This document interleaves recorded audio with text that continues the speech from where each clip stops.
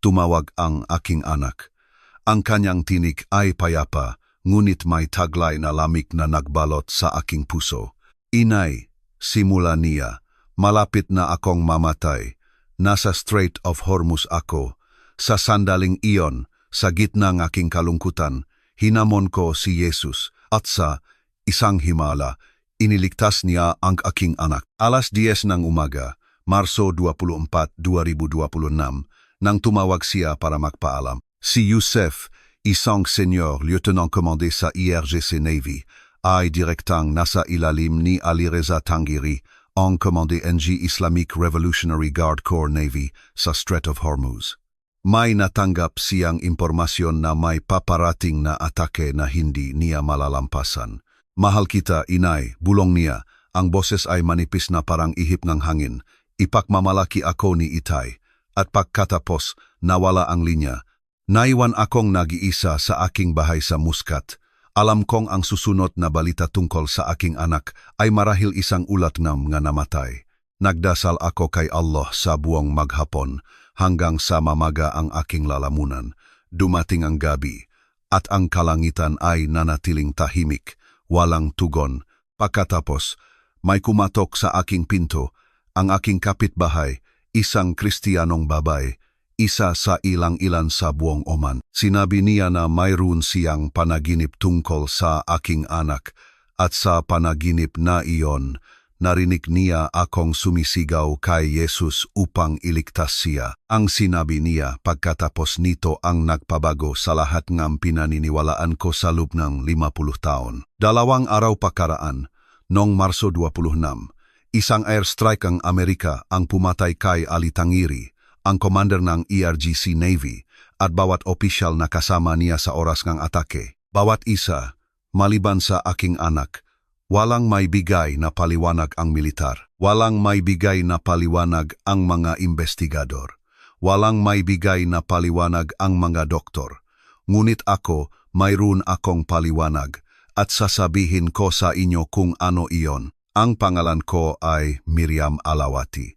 Ako ay isang Omani na babae at gusto kong sabihin sa inyo ang isang tunay na kwento kung paano himalang iniligtas ni Jesus ang aking anak mula sa kamatayan sa Strait of Hormuz sa Iran.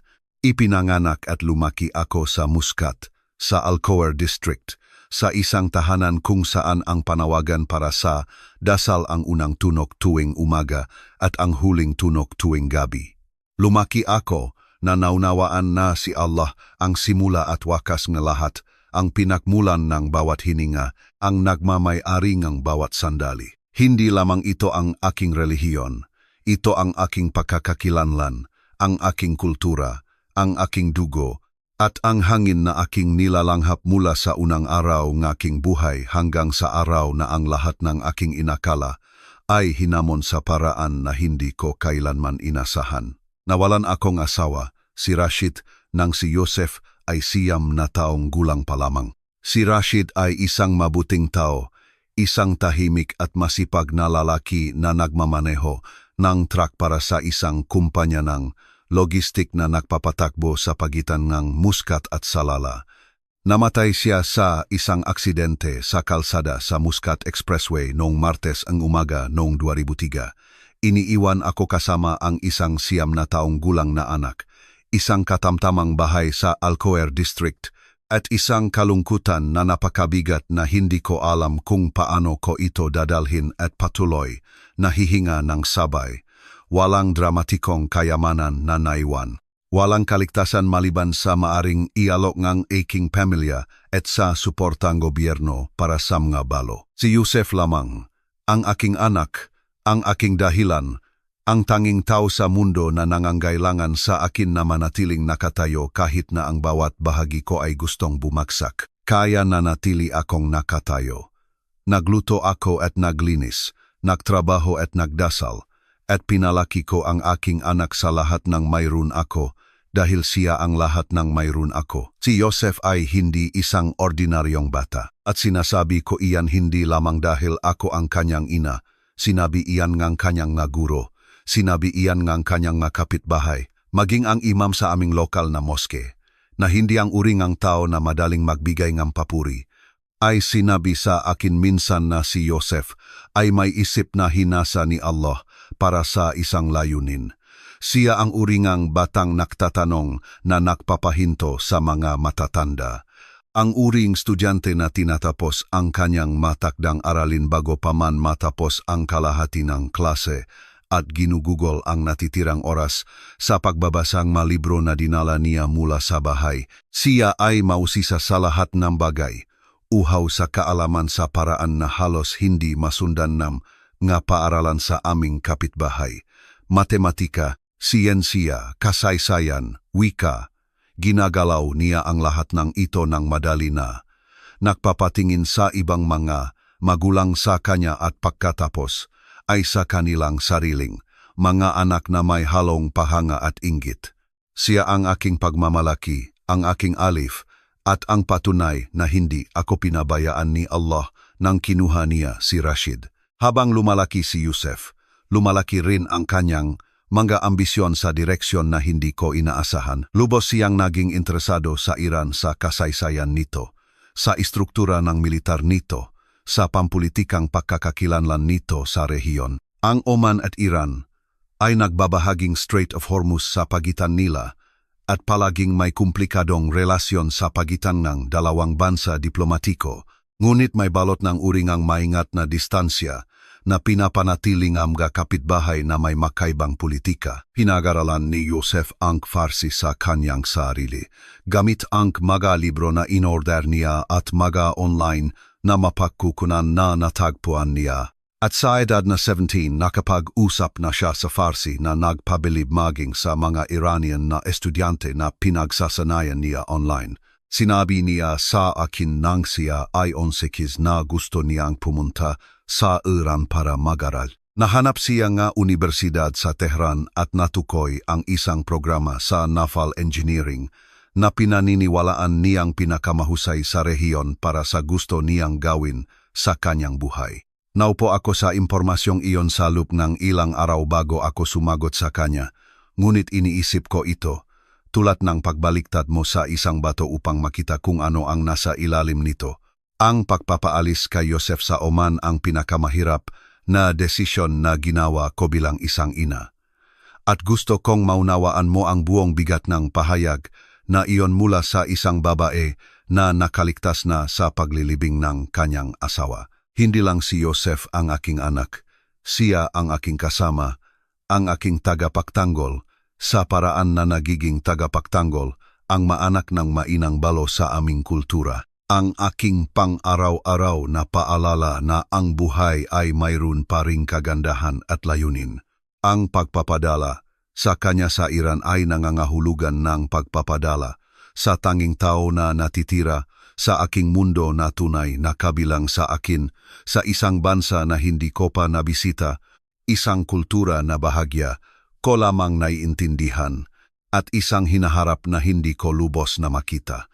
Nagdasal ako sa loob ng 7 magkakasunod na gabi, humihingi kay Allah ng gabay sa aking desisyon.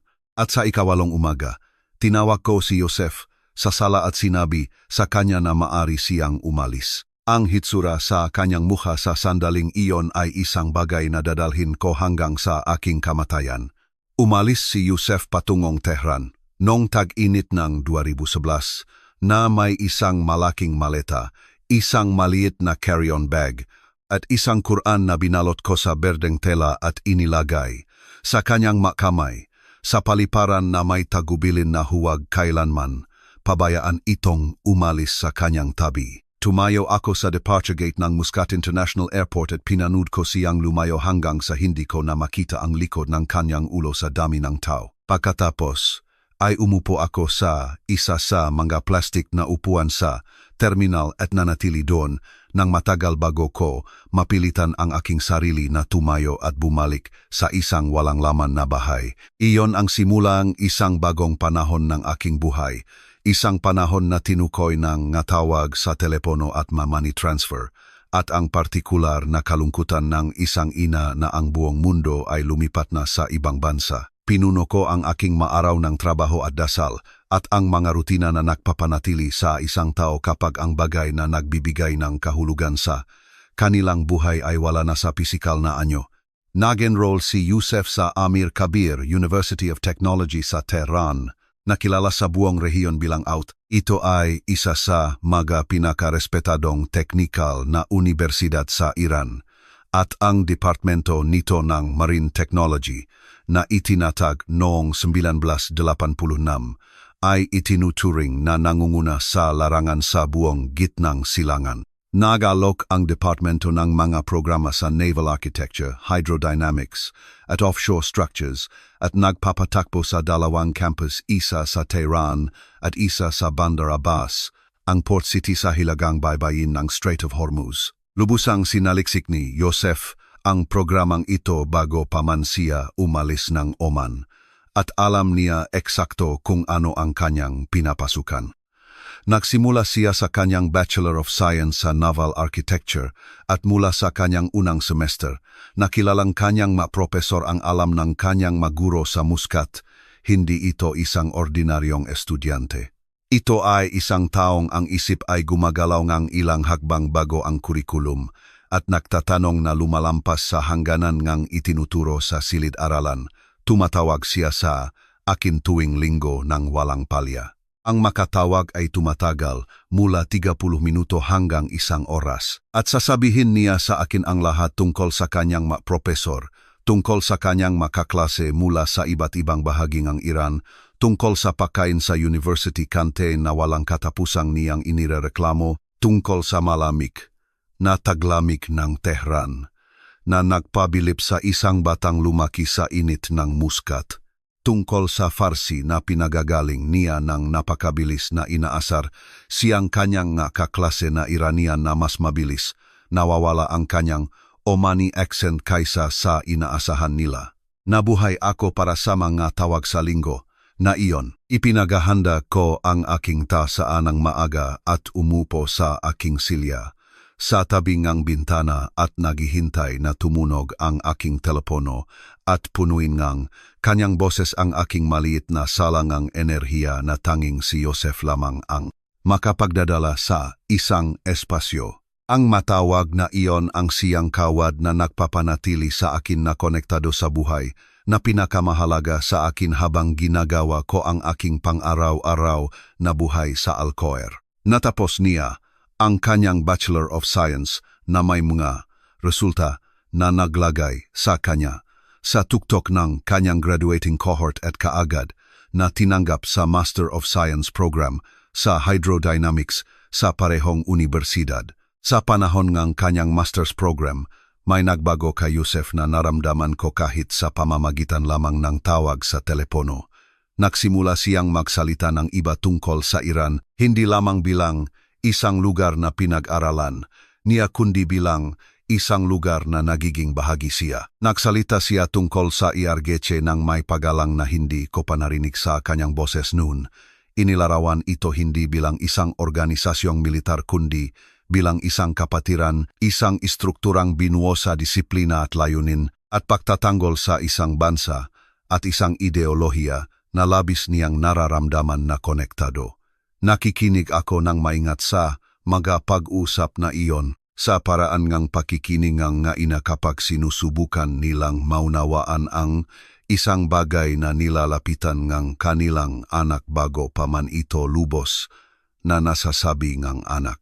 Matapos makumpleto ang kanyang Master of Science, sinabi sa akin ni Yusef na nagpasya siyang sumali sa Islamic Revolutionary Guard Corps. Tumawag siya sa akin noong linggo, gayang dati, ngunit naiba ang tono mula sa simulang pag-usap. Sinabi niya na nilapitan siya ng mga recruiter ng IRGC na sumusubaybay sa mga nangunggunang nagtapos mula sa Marine Technology Department ng out sa loob ng ilang taon. Sinabi niya na inalok siyang isang posisyon na magbibigay daan sa kanya na pagsamahin ang kanyang akademikong kadalubhasaan sa naval architecture at hydrodynamics sa aktibong serbisyo militar sa IRGC Navy. Sinabi niya sa akin na ito ang gusto niya. Sinabi niya sa akin na dito niya nararamdaman na magkakaroon ng tunay na kahulugan at tunay na epekto ang kanyang kaalaman.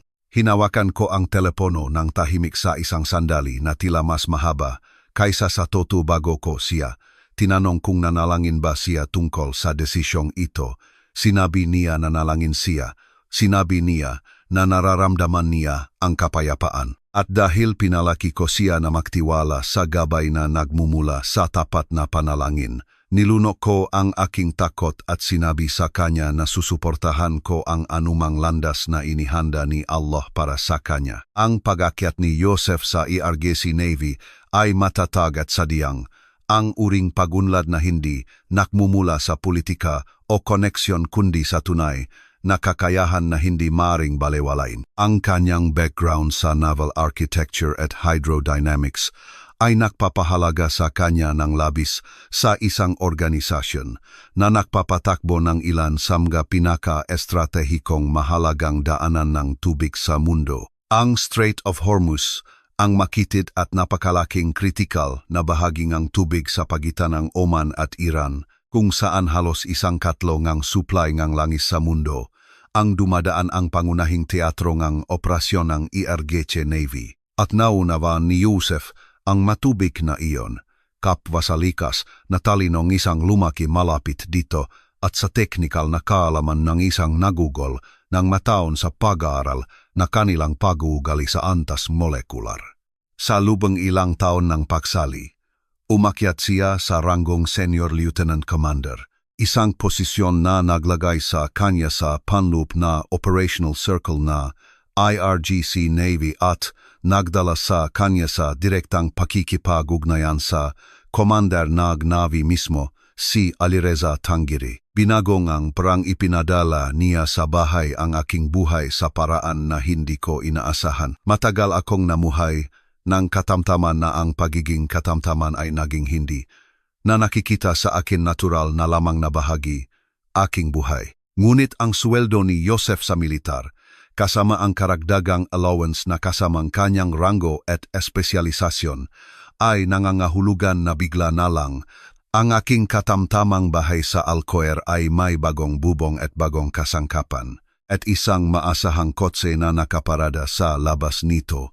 Nagbayad siya para sa medical na pangangalaga kapag kailangan ko, nang hindi ko kailangang humingi. Tumawag siya sa kanyang matiyahin at tiniyak na alam nila na hindi niya sila nakalimutan. Siya ang anak na ipinapanalangin ng bawat ina presente at mapagbigay, at nakaunay sa kanyang nga pinagmulan sa kabilangang distansya at mga taon at ngang uniforme na kanyang isinusuot ngayon. Ngunit kahit nagpapasalamat ako kay Allah sa kanyang probisyon at pangangalaga, hindi ko mapatahimik ang tahimik na takot na naninirahan ng permanente sa isang sulok ng aking puso. Ang Strait of Hormuz ay hindi isang mapayapang lugar, at ang balita na nanggagaling sa rehiyon ay nagiging mas madilim sa bawat buwan. Ang takot na tahimik kong dinala sa sulok ng aking puso sa loob ng maraming taon ay naging mas malakas sa mga unang linggo ng 2026. Ang balita na nanggagaling sa rehiyon ay matagal ng tensyonado ang uri ng tensyon na dahan-dahang lumalaki, tulad ng pagbuo ng presyon sa loob ng isang selyadong lalagyan hindi nakikita mula sa labas ngunit lumalaki sa bawat araw. Nagkaroon ng insidente ng drone at makapakaharap sa hukbong dagat at mga diplomatikong babala na ipinagbalit sa pagitan ng Iran at Estados Unidos na pumuno sa mga channel na balita, na wika, na paglala. Sinundan ko ang lahat mula sa aking sala sa Alcoer, na may partikular na pagkabalisa ng isang ina na ang anak ay hindi nanonood ng nga kaganapang ito mula sa ligtas na distansya, kundi direktang nakaposisyon sa loob nito. Ang bawat headline tungkol sa Strait of Hormuz ay hindi lamang isang balita para sa akin. Ito ay isang postcard mula sa lugar kung saan ginugugol ng aking anak ang kanyang mga araw at gabi sa isang uniforme na ginagawa siyang target. Pagkatapos, dumating ang Pebrero 28, 2026 at ang mundo na kinakabahan kong pinapanood ay bumukas. Sumiklap ang balita sa mga unang oras ng umaga at pagising ko at pagbukas ng aking telebisyon, ang mga channel ng balita sa Arabic ay nagpapalabas ng tuloy-tuloy na coverage ng inilalarawan bilang isang coordinated na joint military operation ng US-Israel laban sa Iran.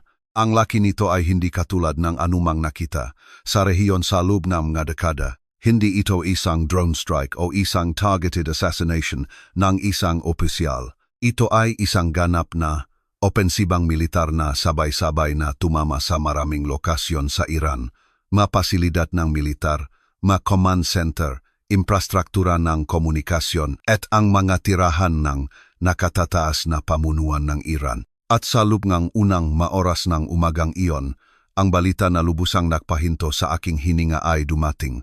Si Ali Khamenei, ang supreme leader ng Iran, ay napatay.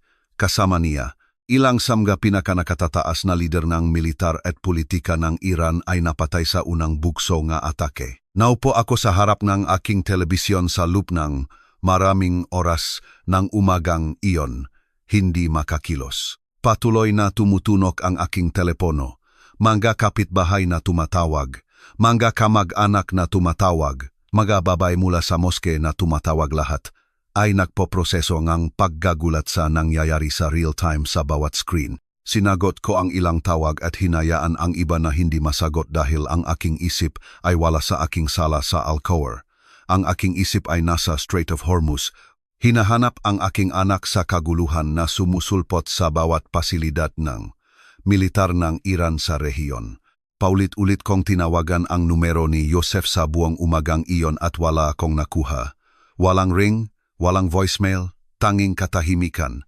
Sinabi ko sa aking sarili na ang network ay labis na abala.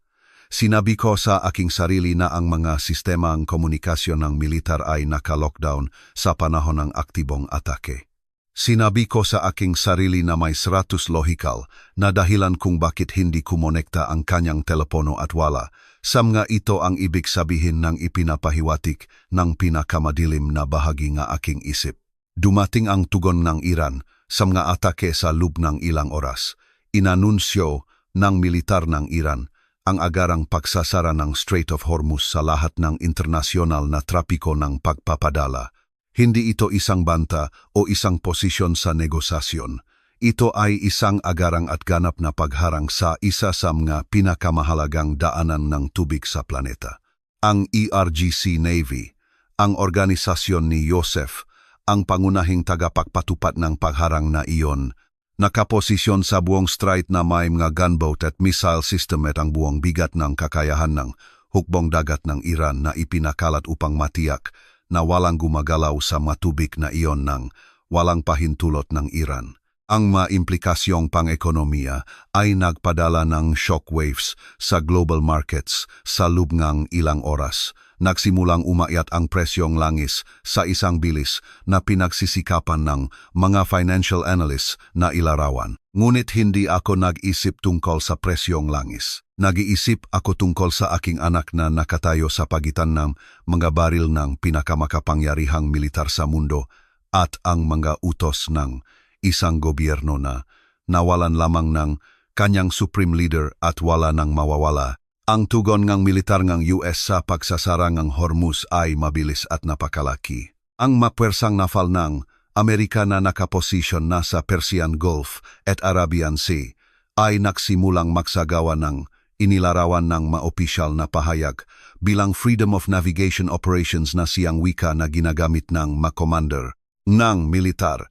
Kapag ang ibig nilang sabihin ay sapilitan nilang dadaan anuman ang makaharang. Target ng mga airstrike ang mga pasilidad ng ERGC Navy sa kahabaan ng baybayin ng Iran. Ang masasakyang panghimpapawid na nakabase sa carrier ng Amerika ay tumama sa mga radar system at missile batteries na inilagay nga ERGC Navy upang ipatupad ang blockade. Ang mga ERGC patrol boat na gumalaw upang harangin ang mga sasakyang Amerikano ay nakipaglaban at nawasak.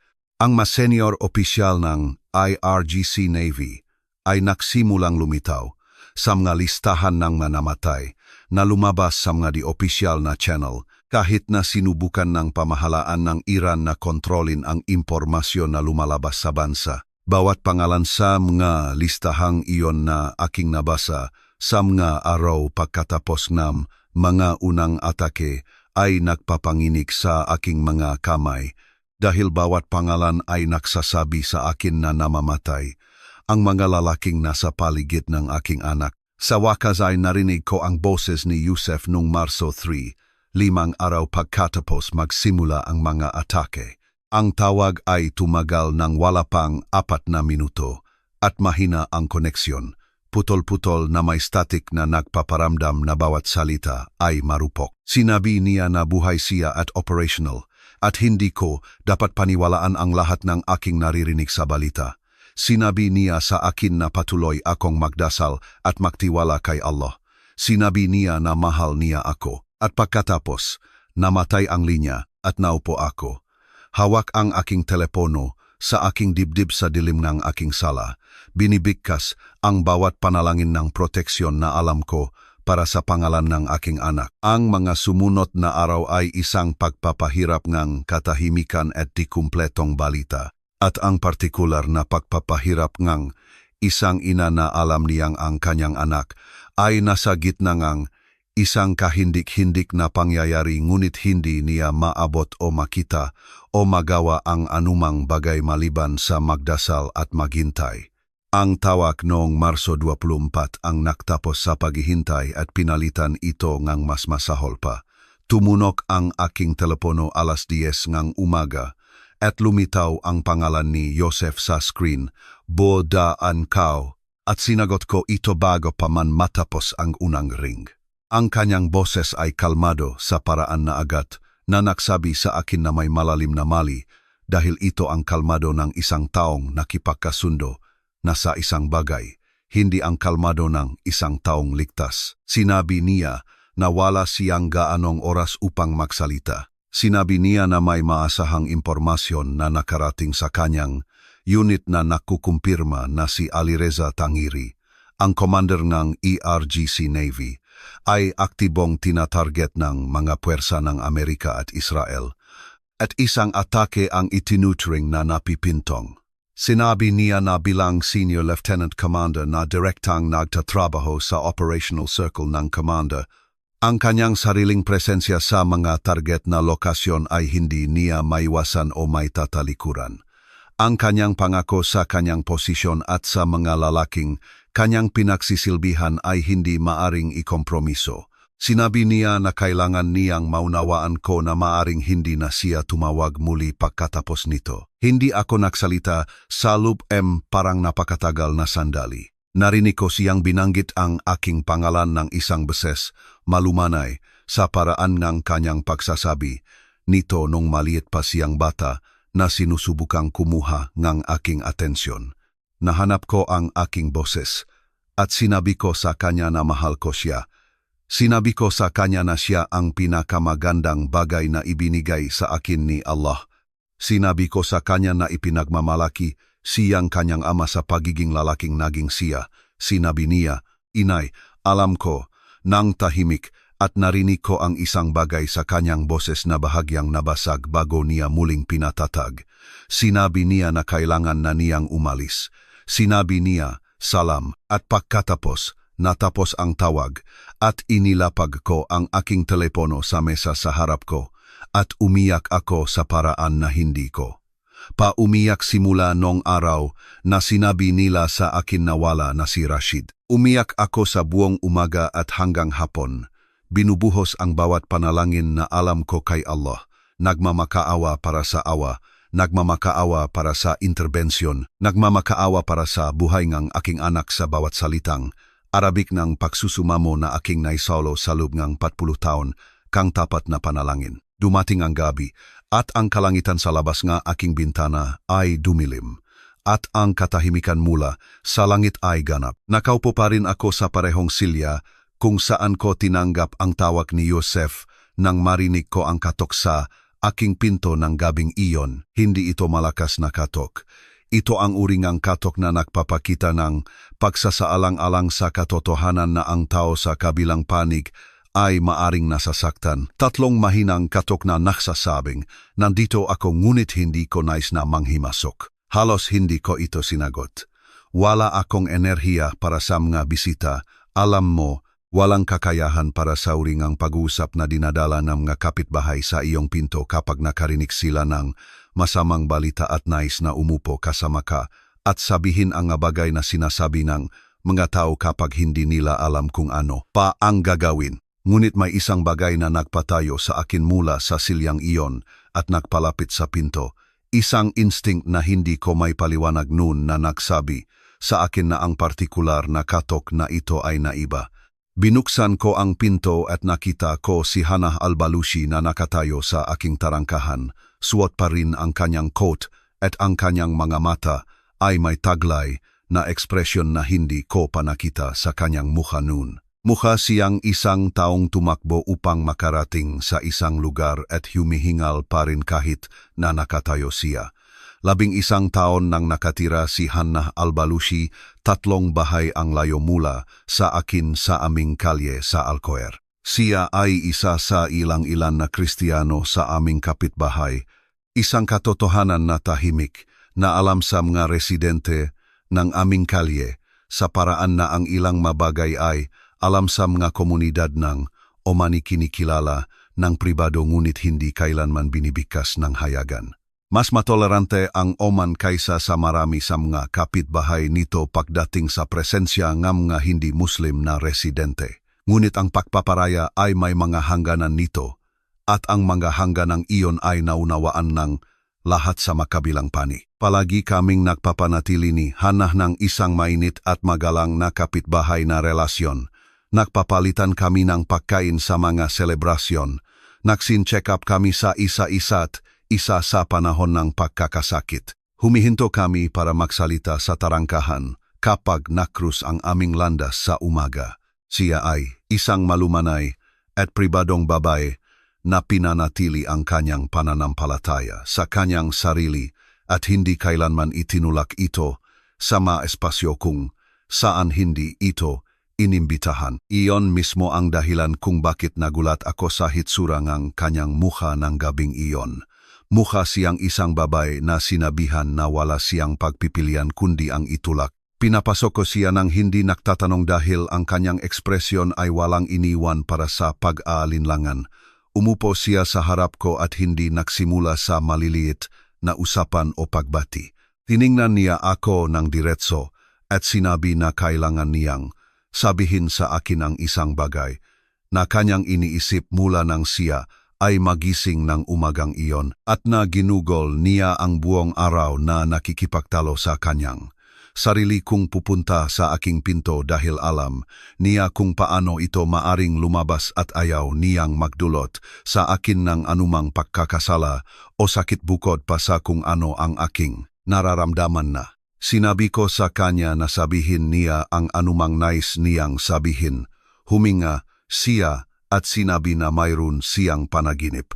Sinabi niya na sa panaginip nakita niya si Yusef. Nakita niya siya sa isang lokasyon na hindi niya matukoy, napapalibutan ng pagkawasak at nakita niya ang apoy na bumababa mula sa langit. Sinabi niya na sa panaginip, nakita niya akong nakaupo sa eksaktong lugar kung saan ako nakaupo sa buong araw at narinig niya akong sumisigaw para sa isang taong magliligtas sa aking anak. Sinabi niya na ang pangalan na narinig niya na lumabas sa aking labi sa panaginip ay hindi Allah. Sinabi niya na ang pangalan na narinig niya ay Jesus. Tahimik ang silit pagkatapos niyang sabihin iyon.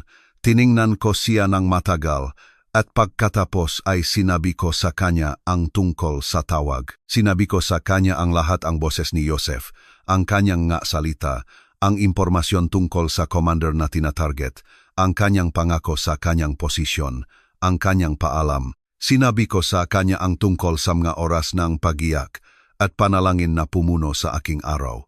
At habang nagsasalita ako, may isang bagay sa loob ko na nakakuyom ng mahigpit mula pa noong 10:30 ng umagang iyon ay nagsimulang lumuwag. Hindi dahil nagbago ang sitwasyon, kundi dahil sa wakas ay mayroong isa pang tao sa silid kasama ako na lubos na naroron at lubos na nakikinig. Pagkatapos kong magsalita, umiyak na naman ako at lumipat si Hana mula sa kanyang upuan upang umupo sa tabi ko at hinawakan niya ang aking dalawang kamay ng walang paalam sa paraan ngang paggawa nga tao kapag hindi sapat ang magasalita at ang presensya lamang ang maari nilang ialok. Noon nagsimulang magsalita si Hana tungkol kay Jesus sa paraan na hindi niya pa kailanman sinasalita sa akin sa loob ng 11 taon ng pagkakaibigan bilang kapitbahay.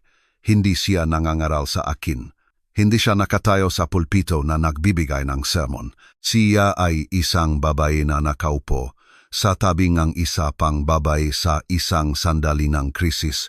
Ibinabahagi ang tanging bagay na mayroon siya na pinaniniwalaan niyang sapat para sa aming kinakaharap. Nagsimula siya sa lumang tipan, sa isang lalaki na nagngangalang Daniel na itinapon, sa kutangam na leon ng isang hari na gustong siyang patayin, at lumabas ng kinabukasan ng walang anumang sugat dahil nagpadala ang Diyos ng isang anghel upang isara ang bibig ng mga leon.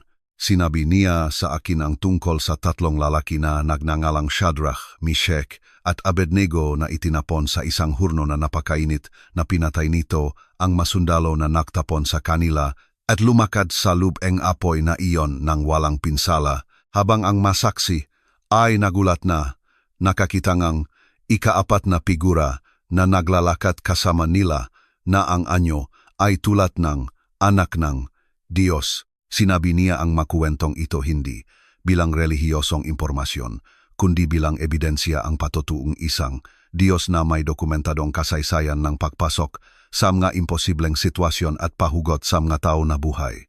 Pagkatapos ay lumipat siya sa bagong tipan at sinabi sa akin ang tungkol kay Pedro, ang mangingisda na naging isa sa pinakamalapit na tagasunod ni Jesus na itinapon sa bilangguan ngang isang haring nagngangalang Herodes at kinadena sa pagitan ngang dalawang sundalo na may mga guwardiya na nakabantay sa bawat pinto. Sinabi niya na habang natutulok si Pedro sa kanyang mga kadena, isang komunidad ng mananampalataya ang nagpuyat sa buong gabi na nananalangin para sa kanya. Sinabi niya, isang anghel ang Diyos ang lumitaw sa seldang iyon, pinuno itong liwanag, ginising si Pedro, inalis ang kanyang makadena, pinangunahan siya sa bawat guwardiya at sa pamamagitan ng isang pintong bakal na nagbukas ng sarili nito at inilabas siya sa kalye bago nawala. Sinabi niya sa akin ang tungkol kina Pablo at Silas, binugbog at ibinilanggo sa Filipi sa Greece.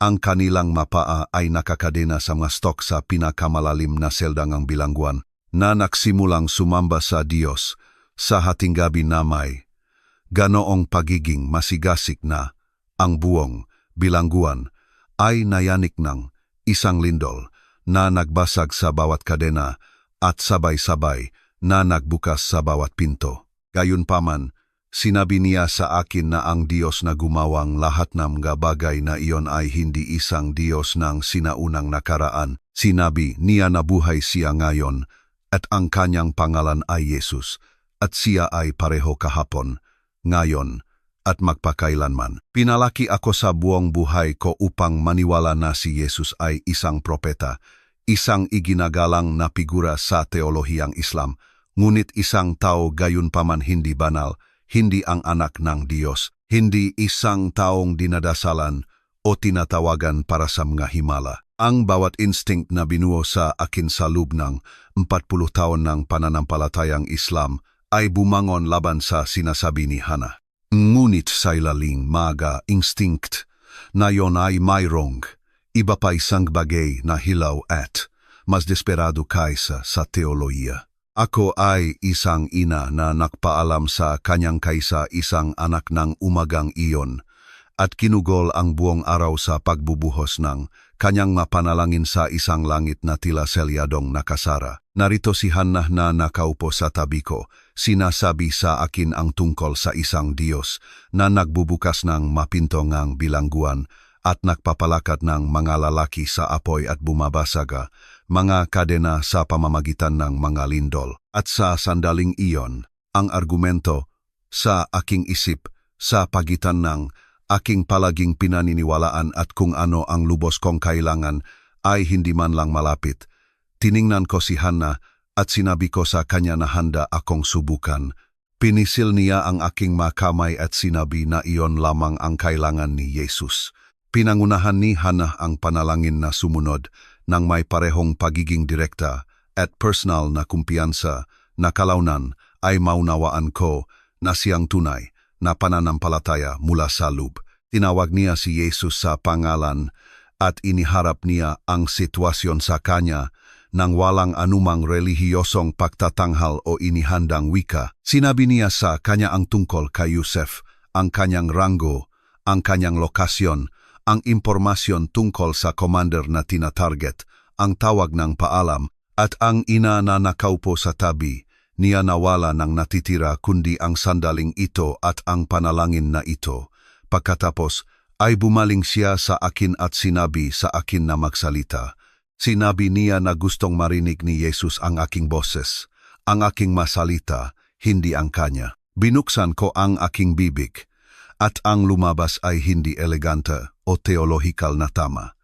Ito ang sigaw ngang isang despradong ina na naubusan ng lahat ng ibang opsyon. Sinabi ko kay Jesus na hindi ko lubos na naiintindihan kung sino siya, ngunit hinihiling ko sa kanya na ipakita sa akin. Sinabi ko sa kanya na kung siya ang sinabi ni Hannah na siya, kung gayon alam na niya kung nasaan ang aking anak at kung ano ang darating para sa kanya. At pagkatapos, ay sinabi ko ang masalita na nagulat maging ako habang lumalabas ito sa aking bibig.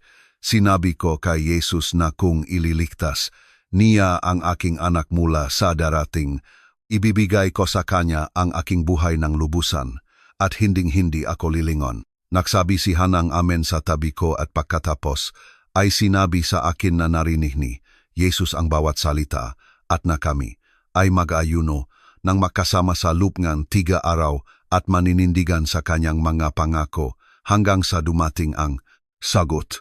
Ang unang umaga ang pag-aayuno ay dumating na may isang uringang katahimikan na tila sinadya na parang ang mundo mismo ay sumang-ayon na pigilin ang hininga kasama mo. Hindi ako nakatulog ng maayos. Nakahiga ako sa aking kama sa buong gabi. Lumilipat sa pagitan ngang mababaw na tulog at mahabang panahon ng gising kung saan binabalikan ng aking isip ang boses ni Joseph mula sa tawagang paalam at ang aking sariling mga salita kay Jesus mula sa sesyon ngang panalangin kasama si Hannah. At ang agwat sa pagitan ng dalawang bagay na iyon ay sabay-sabay na napakalaki at kakaibang napagduktong ng isang bagay na hindi ko matukoy ang pangalan. Bumangon ako bago sumikat ang araw, nag-ablusyon sa labis na gawi at pagkatapos ay pinigilan ko ang aking sarili sa kalagitnaan ng gagalaw ng pagsisimula ng aking Fajr prayer patungo sa Mecca. Tumayo ako sa aking silid tulugan sa madilim na liwanag bago magumaga at naramdaman ko ang buong bigat ng hangganan na aking kinatatayuan. Hindi ako ang parehong babae na gumawa ng parehong mga galaw kahapon ng umaga. May nagbago sa silid kasama si Hannah at hindi ko palubos na naunawaan kung ano iyon. Ngunit alam kong hindi ko maaring ipagpanggap na hindi ito nangyari. Dumating si Hannah sa aking pinto tuwing umaga sa loob ng 3 araw na iyon bago pa man lubos na sumikat ang araw. Dinala niya ang kanyang Biblia at dinala niya ang uring matatag, tahimik na enerhiya na kalaunan ay makikilala ko bilang partikular na katangian ng isang tao na natutong mamuhay ng malapit sa Diyos sa loob ng maraming taon ng pribadong pagsasanay. Uupo siya kasama ako at babasahin ng malakas ang mga talata sa Arabic, dahan-dahan at malinaw. Pinipili ang mga bersikulo na direktang nagsasalita sa sitwasyon na aming kinakaharap. Nagbasa siya mula sa mga salmo kung saan sinabi na ang Diyos ay isang kanlungan at lakas, isang napakakasalukuyang tulong sa panahon ng kaguluhan. Nagbasa siya mula sa aklat ni Isaias kung saan sinabi na ang mga nahihintay sa Panginoon ay magpapanibago ng kanilang lakas. Nagbasa siya mula sa Ebanghelyo ni Juan kung saan sinabi ni Jesus na anuman ang hilingin namin sa kanyang pangalan ay gagawin niya upang maluwalhati ang Ama sa Anak. Binasahan niya ang bawat talata ng 2 beses. Binibigyan ako ng oras upang marinig. Ito hindi lamang sa aking mga tainga kundi sa bahagi ko na uhaw sa isang bagay na matibay na mahawakan. Dumating ang pagdududa sa mga alon sa loob ng 3 araw na iyon, kung gaano katapat ang maaari kong sabihin sa iyo. May mga oras na ang pananampalataya na naramdaman na napakatoto. Sa panahon ng panalangin kasama, si Hana ay tila malayo at manipis, tulad ng apoy na mukhang malakas sa gabi ngunit lumilitaw na mas maliit sa buong liwanag ng umaga. Ako ay isang babaeng Muslim na gumugol ng 40 taon sa pagbuo ng kanyang pag-unawa sa Diyos, sa isang pundasyon na hindi kasama ang pagiging banal ni Jesus. At 3 araw ay hindi sapat na oras upang lubusang patahimikin ang 40 taon ng teolohikal na pagbuo. Makikita ko ang aking sarili na nakaupo sa aking upuan sa tabi ng bintana, pinapanood ang kalye sa labas, at inisip si Yusef sa Strait of Hormuz tungkol sa mga aircraft carrier ng Amerika na nakaposisyon sa Persian Gulf, tungkol sa impormasyon na kanyang natanggap tungkol sa commander. At ang pagdududa ay babangon at magtatanong sa akin kung ano nga ba ang inisip kong ginagawa ko, kung ano ang magagawang isang tiga, araw na pag-aayuno at isang panalangin sa isang di pamilyar na Diyos laban sa makinaryang isang modernong opensibang militar. Ngunit palagi siyang ginaroon bago pa man matapos ang argumento energy pagdududa. Mayroon siyang instinct sa mga sandali kung kailan humihina ang aking pananampalataya na hindi ko may paliwanag maliban sa sabihin na tila alam niya bago ko pasabihin sa kanya. Darating siya sa eksaktong tamang sandali na may isang bersikulo o isang kuwento o simpleng kanyang presensya. Nakaupo sa harap ko at walang sinasabi kundi nagpapakita sa pamamagitan kanyang katahimikan na narito na siya, dati at alam niya ang daan palabas. Sa 2 gabing pag-ayuno, sinabi niya sa akin ang tungkol sa isang babae sa bagong tipan na nagdugo sa loob ng 12 taon at ginugol ang lahat ng kanyang pag-ari sa madoktor na hindi makatulong sa kanya. Sinabi niya, ang babaeng ito ay sumiksik sa gitna ng maraming tao upang hawakan ang laylayan ng damit ni Jesus at agad na gumaling, lubusang gumaling pagkatapos ng 12 taon ng pagdurusa. Sinabi ni Hannah na huminto si Jesus sa gitna ng maraming tao at nagtanong kung sino ang humipo sa kanya dahil naramdaman niya na may kapangyarihan na umalis sa kanyang katawan. Sinabi niya na ang babae ay lumapit ng nanginginig at tinawag ni Jesus siyang anak at sinabi sa kanya na ang kanyang pananampalataya ang nagpagaling sa kanya. Tiningnan ako ni Hannah pagkatapos sabihin ang kuwentong iyon at sinabi, Miriam, ang iyong pananampalataya ang nagpaluhod sa iyo 3 gabi na ang nakakaraan, at naramdaman ito ni Jesus. Dumating ang Marso 26, isang umaga ng Miyerkules, at alam ko mula sa sandali ng aking pagising na may mahalagang mangyayari sa araw na iyon. Hindi ko may paliwanag ang kaalamang iyon sa anumang rasyonal na paraan. Hindi ito isang panaginip o isang pangitain o isang boses. Ito ay simpleng bigat sa himpapawid ng umagang iyon na naiba sa 2 araw na nauna dito. Isang bigat na mas parang presyon na bumubuo sa hangin bago sumiklab ang isang bagyo at sa wakas ay dumating ang ulan. Dumating si Hannah ng maaga at magkasama kaming naupo at nanalangin siya sa akin na hawak ang kanyang makamay sa aking mabalikat at hiniling kay Jesus na ihanda ang aking puso para sa anumang idudulot ng araw. Kinapitan ko ang mga salitang iyon sa buong umaga habang tahimik akong gumagalaw sa aking bahay, hindi makakain dahil sa pag-ayuno, hindi makaupo ng tahimik dahil sa tensyon.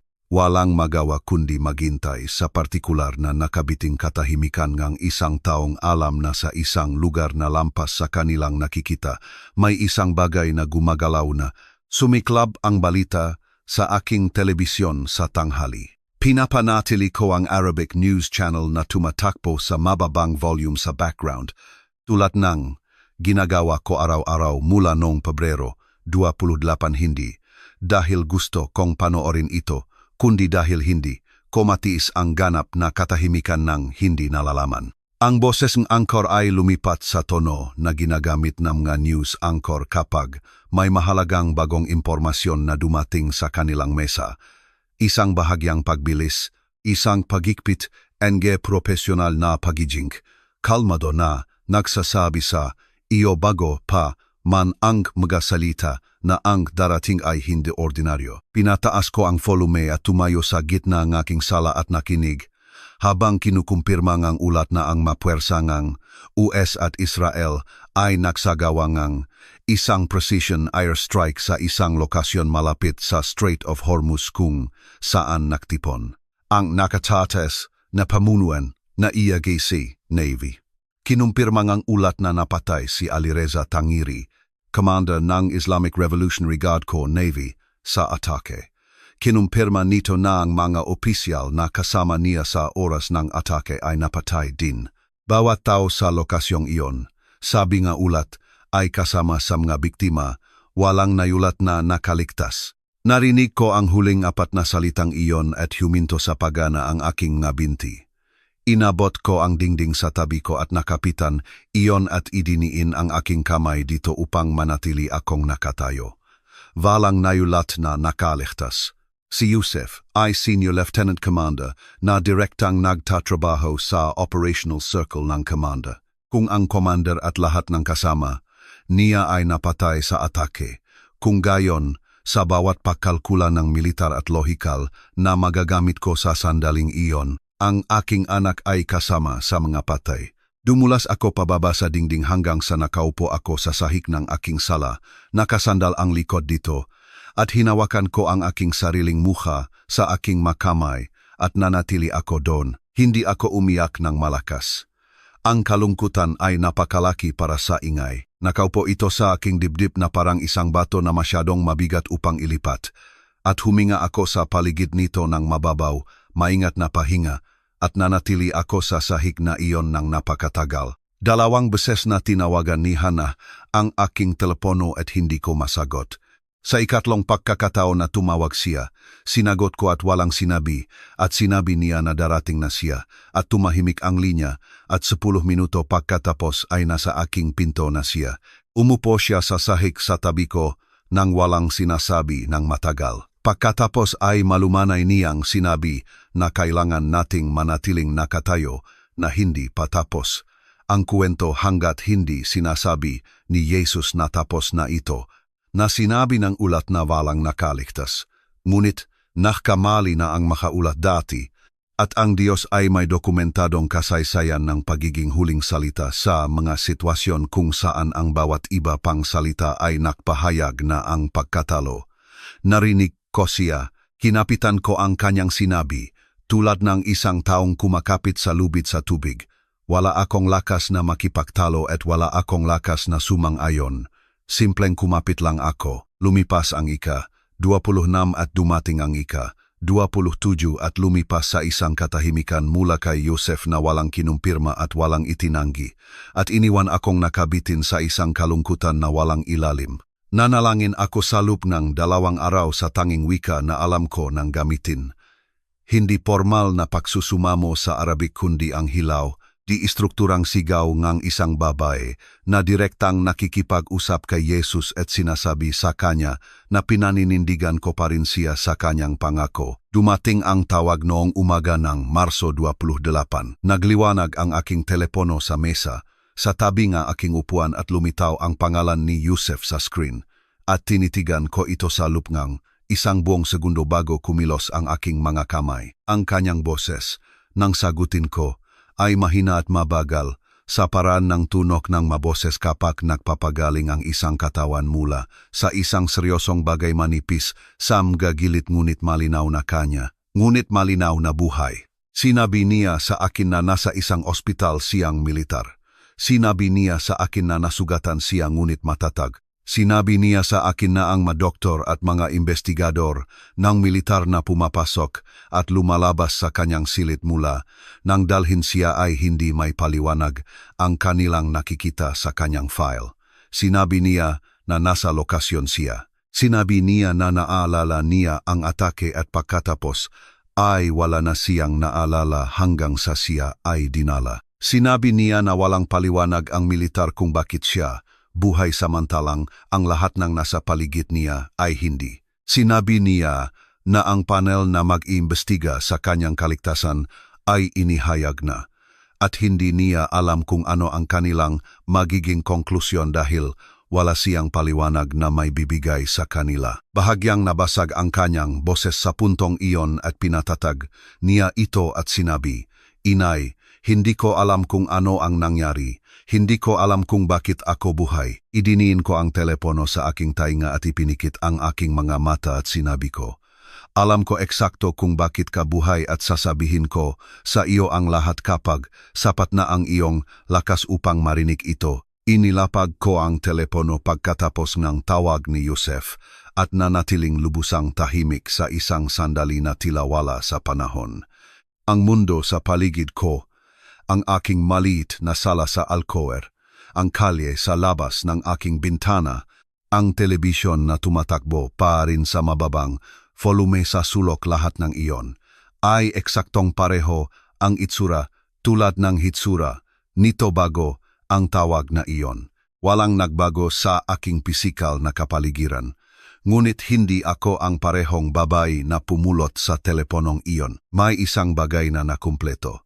Sa akin sa loob ng 4 na minutong iyon ng pagdinig sa boses ng aking anak, isang bagay na nagsimula ng gabing iyon ng Marso 24 nang kumatok si Hana sa aking pinto at patungo sa sandaling ito sa loob ang 3 araw ng pagayuno at pagdududa at kalungkutan sa sahig at matigas na desperadong panalangin. Buhay si Yosef. Nasa ospital siya na may mga pinsala na kayang pangasiwaan ngam, nga doktor at isang kaligtasan na hindi may paliwanang sinuman sa militar ngang Iran. At ako, mayroon akong ipinangako. Tiningnan ko ang mukhang hindi kilalang bagay at sinabi ko kay Jesus na kung ililigtas niya ang aking anak, ibibigay ko sa kanya ang aking buhay ng lubusan at hinding-hindi ako lilingon. Tinawagan ko si Hana bago ko palubusang na proseso ang aking sasabihin. Sumagot siya sa ikalawang ring at sinabi ko sa kanya na tumawag si Yosef at nabuhay siya at nasa ospital at na walang paliwanag ang militar sa kanyang kaligtasan.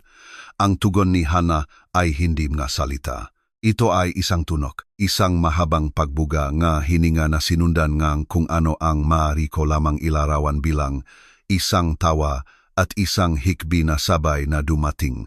Ang tunok na ginagawa ng isang tao kapag ang isang bagay na kanilang pinaninindigan sa pananampalataya sa loob ng maraming araw ay sa wakas ay sumisibol sa katotohanan. Sinabi niya na darating siya at sinabi ko sa kanya, "O pakiusap, dumating ka ngayon dahil kailangan kita doon para sa gagawin ko." Dumating siya sa loob ng ilang minuto at binuksan ko ang pinto. At tumayo kami na nakatingin sa isa at isa sa pintuan ng sandali bago siya pumasok at isinara ko ang pinto sa kanyang likod at sinabi ko sa kanya na handa akong tuparin ang aking pangako.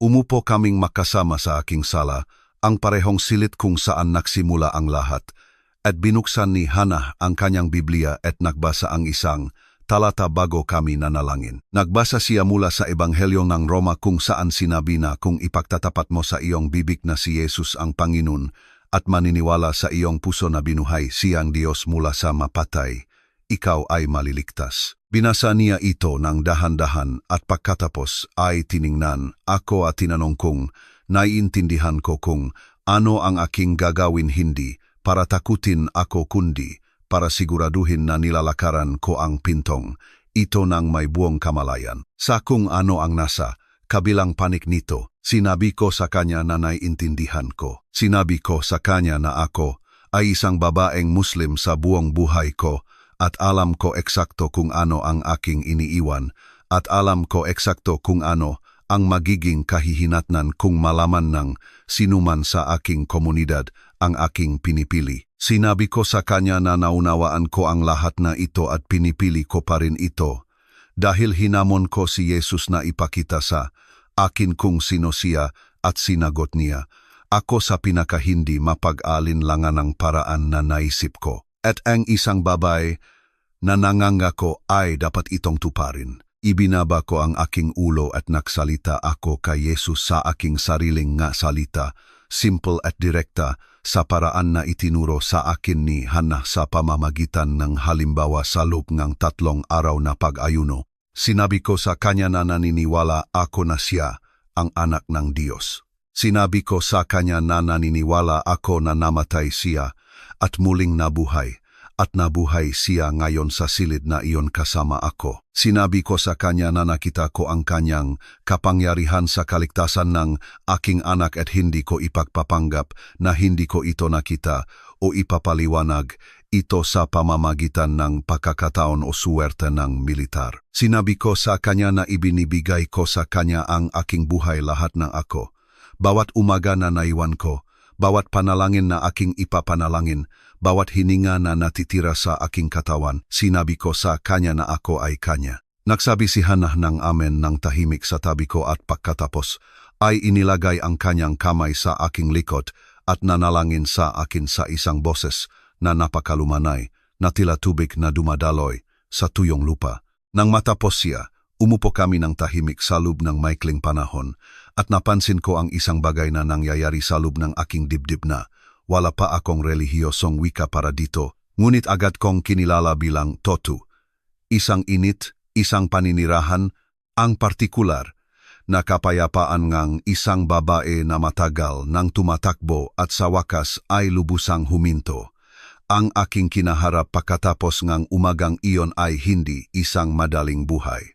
Gusto kong maging tapat sa inyo tungkol dito dahil sa tingin ko, ang mga patutuo na nagtatapos sa pagbabago at lumalampas sa kung ano ang susunod ay nagdudulot ng pinsala sa tagapakinig. Ang pagiging Kristiyano sa Oman ay hindi ilegal sa paraan na ito ay sa ilan sa mga kalapit na bansa. Ngunit hindi rin ito isang simpleng bagay.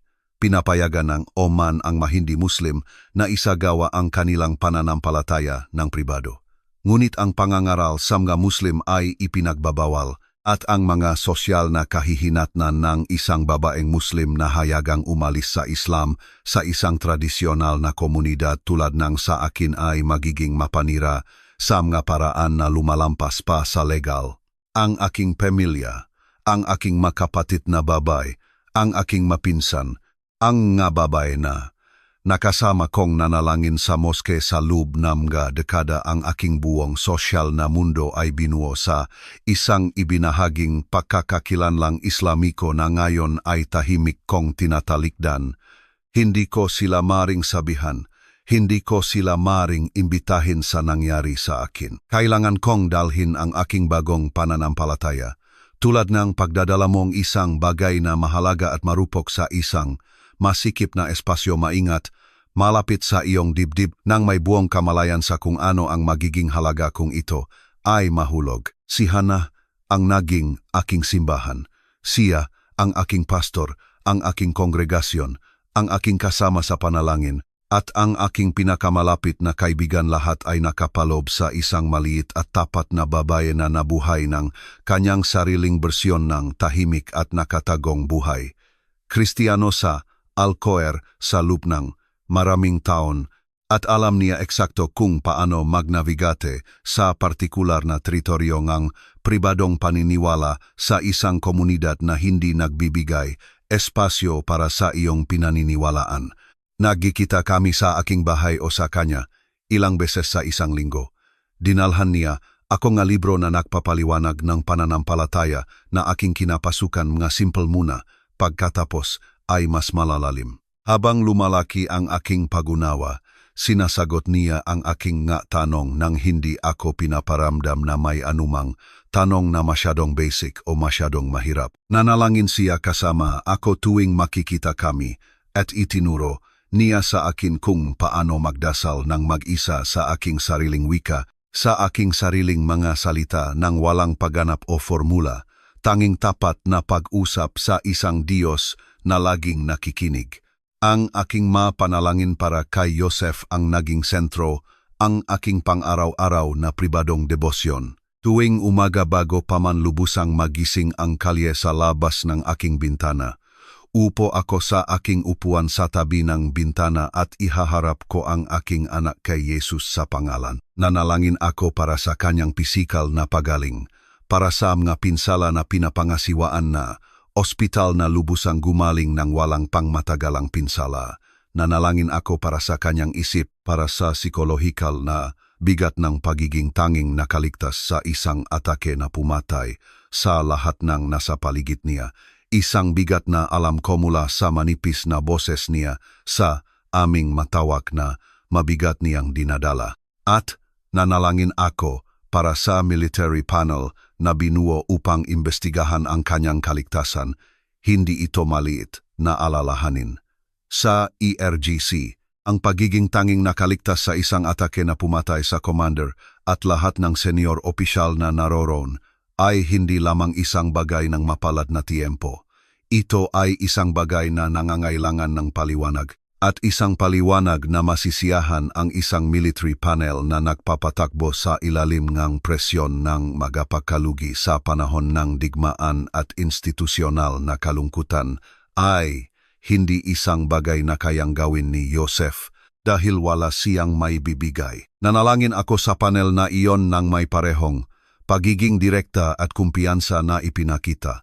Sa akin ni Hana tinatawagan si Jesus na mauna sa aking anak sa bawat silid kung saan tinatalakay ang kanyang kapalaran at bigyan siya na pabor sa mga taong may kapangyarihan na magpasya kung ano ang mangyayari sa kanya pagkatapos. Gusto kong magsalita ngayon sa bawat taong nakinig sa kwentong ito mula simula at partikular sa bawat ina na may dalang mabigat at imposibleng pasanin ngayon, anuman ang panalangin na alam mong gawin. Ako ikaw. Umupo ako sa silyang iyon na may tawag sa telepono na umaalingaw-ngaw sa aking tainga at isang langit na tila lubusang selyado at isang pananampalataya. Nawala ng maya-alok sa akin maliban sa tagubilin na maging mapagpasensya at maghintay. At pagkatapos ay may isang babay na kumatok sa aking pinto at sinabi sa akin ang tungkol sa isang Diyos na nagbubukas ng mapinto ng bilangguan at nagpapalakat ng mataw sa apoy. At hinamon ko ang Diyos na iyon na ipakita sa akin kung siya ay totoo. Ipinakita niya sa akin. Ipinakita niya sa akin sa paraan na nagdulot sa pinakamakapangyarihang alyansa ng militar sa mundo, na mawalan ng pinakamahusay na paliwanag at iniwan ang mga doktor at investigador na nakatayo sa isang silid ng ospital na may mga file na hindi makatuhma. Ipinakita niya sa akin sa boses ng aking anak na tumatawag mula sa kamangang ospital nang sinabi ngang bawat ulat na walang nakaligtas. Kung nasa dulo ka nang kayang dalhin ng iyong pananampalataya, sinasabi ko sa iyo na may isang Diyos na sumasalubong sa iyo sa mismong dulo na iyon. Ang kanyang pangalan ay Jesus. Hindi siya isang propeta na nabuhay at namatay at nag-iwan ng isang libro. Siya ay buhay. Siya ay naroroon. Sumasagot siya kapag tinawagan mo siya. Sinagot niya ang isang babaeng Muslim na balo sa Muscat na halos hindi alam ang kanyang pangalan. Sasagutin ka niya.